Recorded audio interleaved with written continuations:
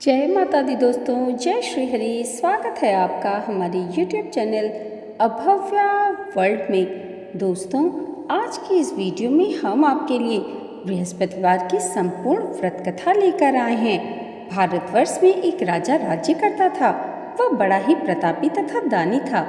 वह नित्य प्रति मंदिर में भगवत दर्शन करने जाता और ब्राह्मणों और गुरु की सेवा किया करता था। परंतु यह सब बातें उसकी रानी को अच्छी नहीं लगती। वह न ही व्रत करती और न ही किसी को एक भी पैसा दान में देती थी। पर राजा से भी ऐसा करने को मना किया करती थी। एक दिन राजा शिकार खेलने वन को गए हुए थे तो रानी महल में अकेली थी। उसी समय बृहस्पति देव साधु वेश में राजा के महल में भिक्षा के लिए गए और भिक्षा मांगी। रानी ने भिक्षा देने से मना किया और कहा, हे साधु महाराज, मैं इस दान और पुण्य से तंग आ गई हूँ। इस कार्य को करने के लिए तो मेरे पतिदेव ही बहुत हैं। अब आप ऐसी कृपा करें कि सारा धन नष्ट हो जाए तथा मैं आराम से रह सकूं। साधु रूपी बृहस्पति देव ने कहा, देवी, तुम तो बड़ी ही विचित्र हो। धन और संतान से कोई दुखी नहीं होता। पापी भी पुत्र और धन की इच्छा करता है। यदि तुम्हारे पास धन अधिक है तो भूखे मनुष्य को भोजन कराओ, प्याऊ लगवाओ, ब्राह्मणों को दान दो, कुआं, तालाब, बावड़ी, बाग, बागीचे आदि का निर्माण कराओ, निर्धनों की कुंवारी कन्याओं का विवाह कराओ, साथ ही यज्ञ आदि करो। ऐसा करने से तुम्हारा यश लोक परलोक में फैलेगा। परंतु रानी साधु की इन बातों से खुश नहीं हुई। उसने कहा, हे साधु महाराज, मुझे ऐसे धन की आवश्यकता नहीं जिसको मैं अन्य लोगों को दान देती फिरूं, जिसको रखने और संभालने में ही मेरा सारा समय नष्ट हो जाए। साधु ने उत्तर दिया, यदि तुम्हारी ऐसी इच्छा है तो जैसा मैं तुम्हें बताता हूँ वैसा ही करना। बृहस्पतिवार के दिन घर आंगन को गोबर से लीपना, अपने केशों को पीली मिट्टी से धोना, केशों को धोते समय स्नान करना, कपड़े धोबी के यहाँ धुलने देना, राजा से कहना वह हजामत कराए और भोजन में मांस मदिरा खाना। ऐसा करने से आपका सारा धन नष्ट हो जाएगा। इतना कहकर वह साधु महाराज वहाँ से अंतर ध्यान हो गए।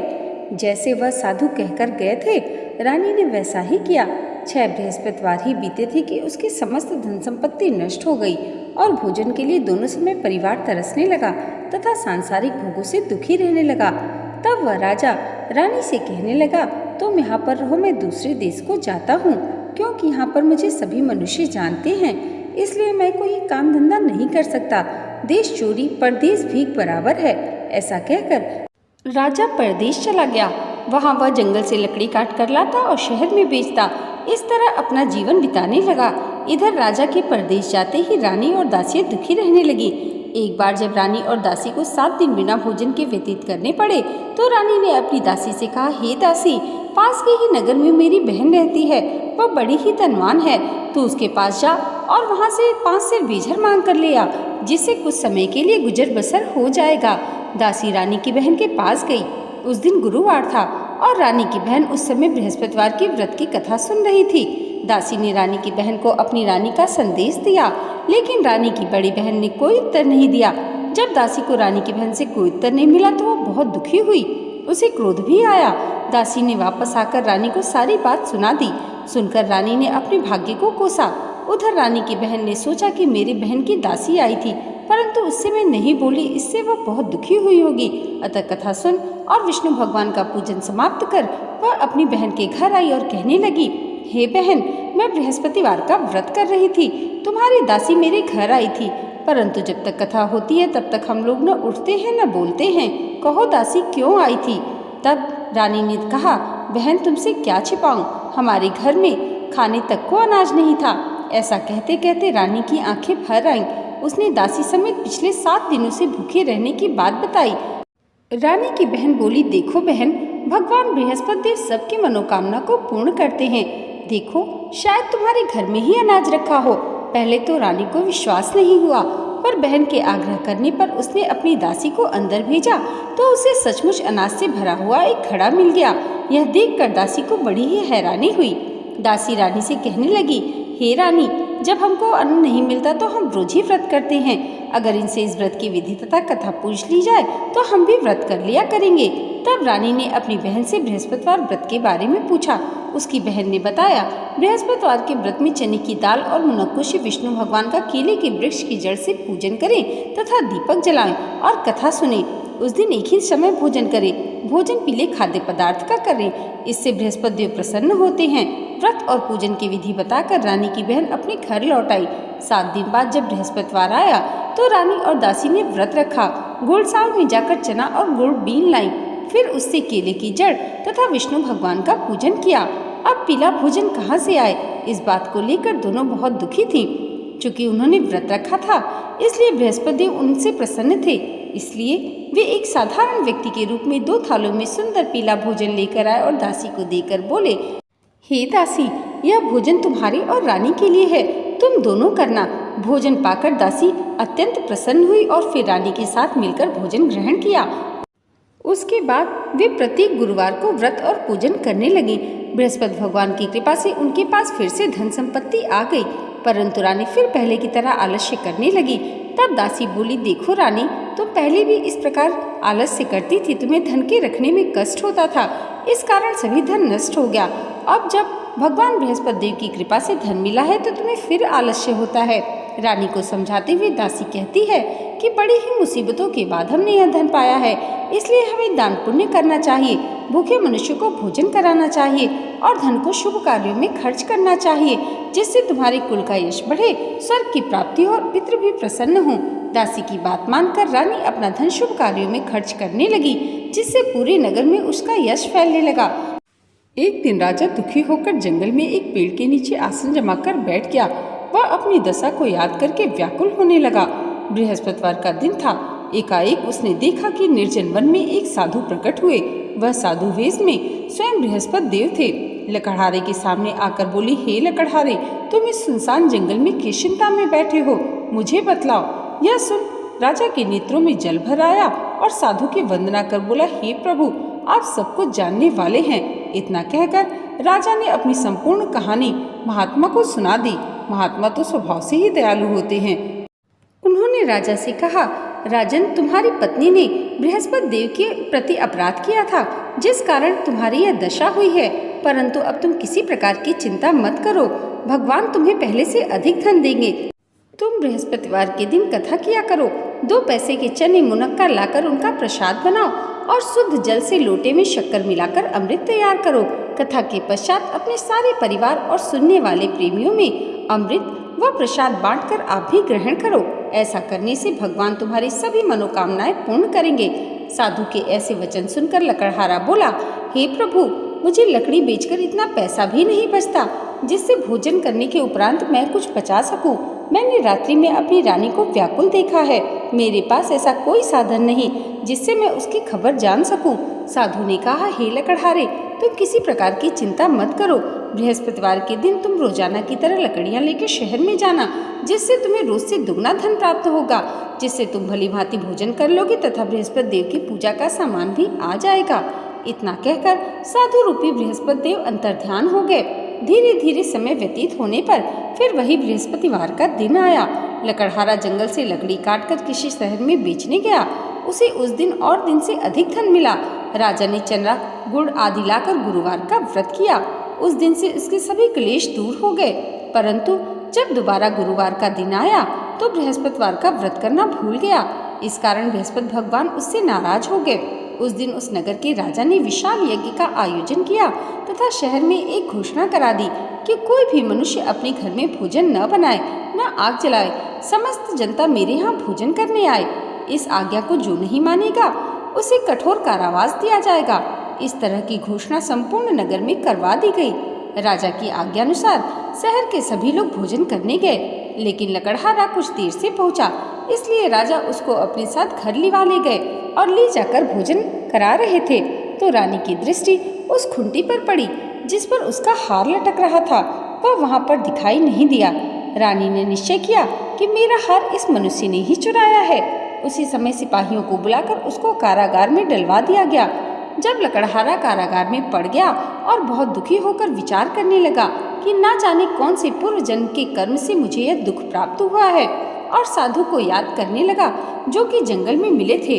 उसी समय तत्काल बृहस्पति देव साधु के रूप में उसके सामने प्रकट हुए और उसकी दशा देखकर कहने लगे, अरे मूर्ख, तूने बृहस्पति देव की कथा नहीं की, इस कारण तुम्हें कष्ट प्राप्त हुआ है। अब चिंता मत कर, बृहस्पतिवार के दिन कारागार के दरवाजे पर तुम्हें 4 पैसे पड़े हुए मिलेंगे। उनसे तू बृहस्पति देव की पूजा करना, तेरे सभी कष्ट दूर हो जाएंगे। बृहस्पतिवार के दिन उसे 4 पैसे मिले। लकड़हारे ने कथा कही। उसी रात्रि को बृहस्पति देव ने उस नगर के राजा को स्वप्न में कहा, हे राजन, तुमने जिस आदमी को कारागार में बंद किया है वह निर्दोष है, वह राजा है, उसे छोड़ देना। रानी का हार उसी खूंटी पर लटका है। अगर तू ऐसा नहीं करेगा तो मैं तेरे राज्य को नष्ट कर दूंगा। इस तरह रात्रि के स्वप्नों को देखकर राजा प्रातःकाल उठा और खूंटी पर हार देखकर लकड़हारे को बुलाकर क्षमा मांगी तथा लकड़हारे को योग्य सुंदर वस्त्र आभूषण देकर विदा कर दिया। बृहस्पति देव की आज्ञानुसार लकड़हारा अपने नगर को चल दिया। राजा जब अपने नगर के निकट पहुंचा तो उसे बड़ा ही आश्चर्य हुआ। नगर में पहले से अधिक बाग, तालाब, कुएं तथा बहुत सी धर्मशालाएं, मंदिर आदि बन गए हैं। राजा ने पूछा, ये किसका बाग और धर्मशालाएं हैं? तब नगर के सभी लोगों ने कहा, यह सब रानी और दासी ने बनवाए हैं। तो राजा को बड़ा ही आश्चर्य हुआ। जब राजा महल में पहुंचा तो रानी ने उसका भव्य स्वागत किया और राजा को बताया कि यह सब बृहस्पति देव भगवान की कृपा से हमें प्राप्त हुआ है।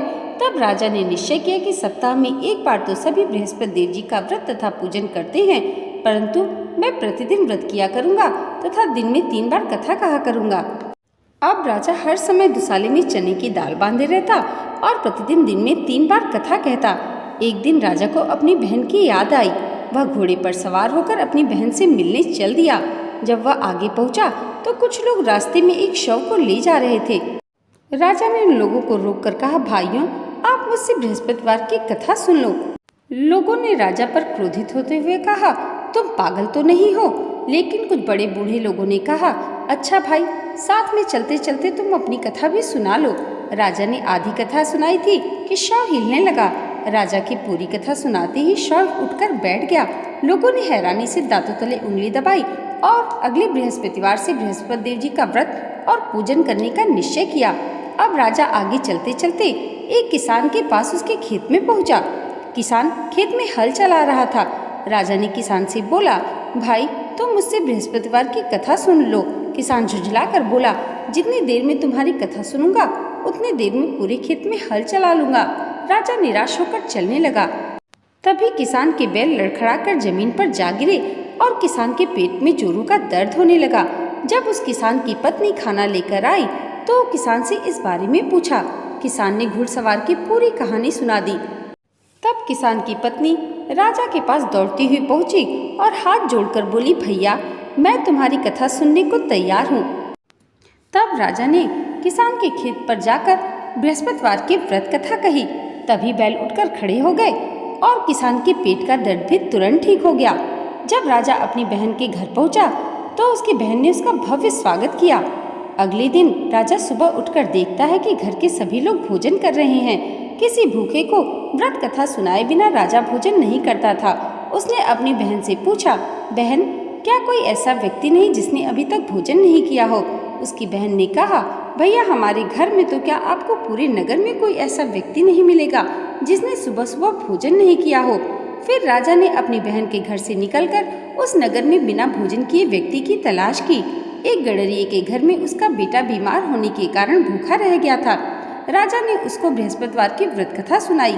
कथा सुनते सुनते गडरिये का बीमार बेटा बिल्कुल ठीक हो गया। सबने राजा की बहुत प्रशंसा की। एक दिन राजा ने अपनी बहन से कहा, बहन, अब हम अपने घर जाना चाहते हैं, तुम भी हमारे साथ चलो, कुछ दिन वहाँ रहकर लौट आना। राजा की बहन ने जब अपनी सास से पूछा तो सास ने ताने देते हुए कहा, बहू, मायके जाना है तो अकेली जाना, मेरे पोतों को नहीं ले जाना। तुम्हारे भाई की कोई संतान नहीं है, कहीं तुम्हारी भाभी मेरे पोतों पर जादू टोना न कर दे। बहन की सास की बातें सुनकर राजा निराश होकर अकेला ही अपने नगर को लौट आया। रानी ने पूछा, आप तो अपने बहन को साथ में लाने की बात कहकर गए थे, फिर बहन को साथ क्यों नहीं लाए? तब राजा ने कहा, रानी, हमने संतान है, इसलिए कोई हमारे घर आना पसंद नहीं करता। तब रानी ने कहा, बृहस्पति देव भगवान ने हमें सब कुछ दिया है, अब वे हमें संतान भी अवश्य देंगे। अगले दिन बृहस्पतिवार था। राजा रानी ने व्रत करते हुए भगवान बृहस्पति देव से संतान के लिए प्रार्थना की। भगवान बृहस्पति देव उनसे प्रसन्न हुए और संतान प्राप्ति का वरदान दिया। 10वें महीने रानी ने एक सुंदर पुत्र को जन्म दिया। राजा रानी जीवन पर्यंत बृहस्पतिवार का व्रत करते रहे। उनके घर में धन की वर्षा होती रही। इस प्रकार राजा रानी इस लोक के सुख भोग कर अंत में विष्णु धाम को चले गए। इति श्री बृहस्पतिवार व्रत कथा। प्रेम से बोलिए बृहस्पति भगवान की जय। दोस्तों, आज की ये वीडियो अगर आपको अच्छी लगी हो तो कमेंट बॉक्स में जय श्री हरि ज़रूर लिखिएगा और इसे लाइक और हमारे चैनल पर पहली बार आए हैं तो सब्सक्राइब करना मत भूलिएगा। भगवान श्री हरि की कृपा आप सबके जीवन पर सदैव ऐसे ही बनी रहे, इसी मंगल कामना के साथ मिलते हैं अगली वीडियो में। तब तक के लिए जय माता दी, जय श्री हरि।